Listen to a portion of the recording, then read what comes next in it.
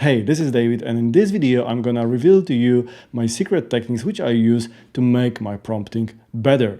I'm gonna share with you 5 techniques which I use to enhance the quality and the results I'm getting from ChatGPT, but not only. And this is also very important that those techniques you can actually use regardless of whether you're using ChatGPT, Cloud, Sonnet, Gemini, or any other LLM. So without further ado, let's get started. So first technique is be precise, be specific as much as you can. Instead of writing prompt like write me a post about the healthy lifestyle, which is basically very generic, right? ChatGPT or any other LLM was trained on a huge amount of data, on a major amount of articles, but of course most of them are very, very generic, right? Which means that asking generic questions will lead you to the generic answers, which you can basically see down below. So we've got some information, mixed information with some structure, but not really anything specific. So how to make it more specific?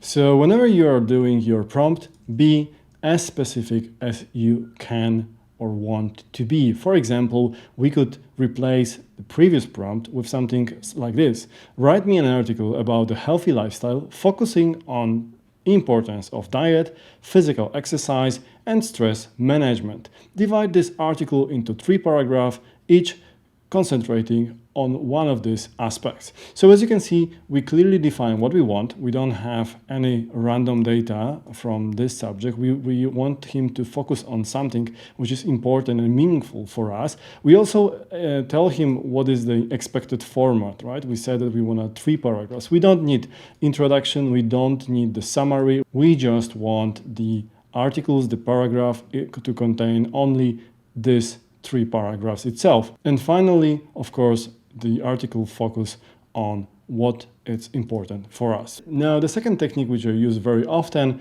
is define or specify the source of knowledge. So let me give you a bad example first. So let's ask ChatGPT to elaborate on the climate change. Of course, again, ChatGPT has a very broad knowledge, so he will give us probably some information, probably a lot of information, which we can see right here.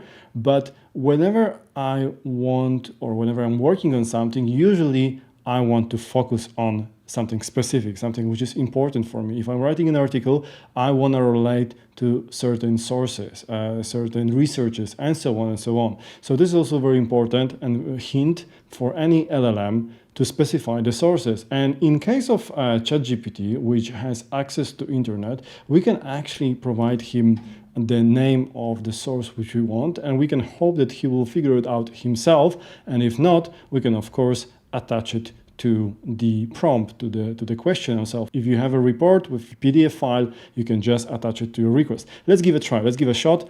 And as you can see, that this ChatGPT already knows. It's aware of this IPCC report from 2021, and it's giving us directly answer based on this report, which of course, as you can expect, it will be much more valuable for your users because it's not generic knowledge. It's not, of course, it's AI generated, but it's not made by AI. It's actually just some sort of rewrite what was there in the original report based on the report, which of course gives a lot of credibility to the readers, to the article itself, and makes reader feel more comfortable about it. If he didn't find the report himself, if he wasn't aware of it, he would most probably use his search option. So ChatGPT is capable of searching, so he would try to search and find related websites or the research itself. And if he can't, the best option is to simply attach just by dragging and dropping the file into the chat window. Now let's move to the third tactic, which basically says break down complex question into the smaller parts. Basically, this question maybe doesn't look very complex, maybe is not very long question, but if you think about it, the problem we are asking, the problem we are touching, it's actually very complex, right? Renewable energy, it's a very broad subject, which essentially means that there is so much we can talk about it when we touch upon this subject. So if we want to get better results, we should actually divide it into some smaller pieces which are meaningful for us. So let him finish this answer and let's see how we can break it down into more specific use cases, like this one. So list the benefits of the renewable energy in terms of economics, ecology, and social impact. Discuss each aspect separately.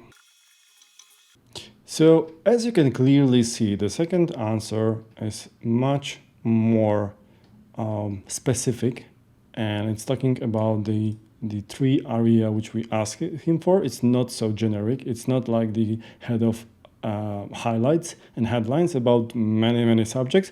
It's actually divided into very nice structure concerning all of them separately from different angles. Now let's move on to the third one, which I call give AI space to think. So let's start with some basic example. Let's ask ChatGPT to think about or to tell us something about renewable energy. And now let's ask him explicitly to analyze the main advantages and disadvantages of both, right? So we are asking him to the logical thinking of analyzing, and we also ask him to deliver this as a form of report. So let's see how he will deal with this task with this new prompt.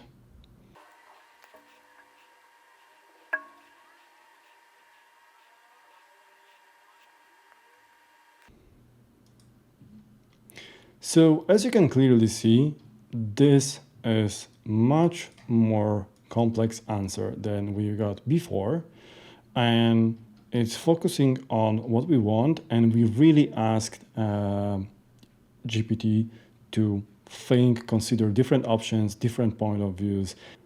And as you may notice, we only ask him to do it only for the renewable energy, right? And we've got so much data already. So if you're going to ask him to do it the same, but for the fossil fuels, we will probably get another bunch of text, which already is like a little report. And of course, at the end, we might ask him to also combine the results.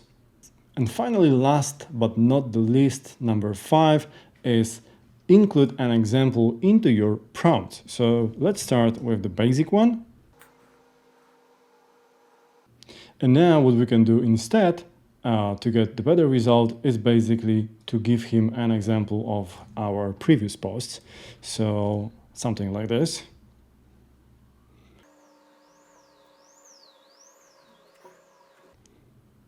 Which of course generates way better results for ourselves because this is consistent and similar to other posts which we posted before. So it has the same tone, the same structure. So of course it doesn't require extra work to adjust what we've got here, which was actually very vague. Of course, as you can see, it didn't have much features over there and so on and so on. So this is also very important to give some examples so that AI knows what our expectations are. I hope you enjoyed these 5 techniques of mine. Let me know down below in the comments what are your techniques which you're using when you're using ChatGPT or any other LLM, any prompting ideas. As you can see, we started with something very basic, with basically saying be more specific, which kind of applies to all of the points.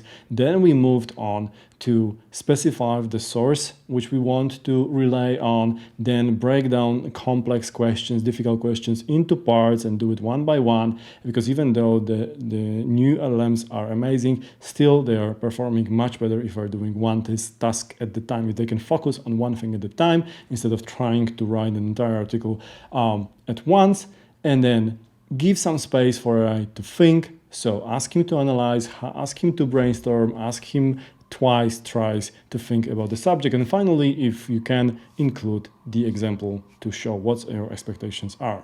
In the next video, I'm gonna break down the perfect tactic for prompting, which consists of 8 different sub-steps or ingredients, which should be or which you can use in query to make the perfect query. So if you don't want to miss this one, don't forget to subscribe this channel, hit the subscribe, hit the like button, and thank you for watching this video. See you in the next one.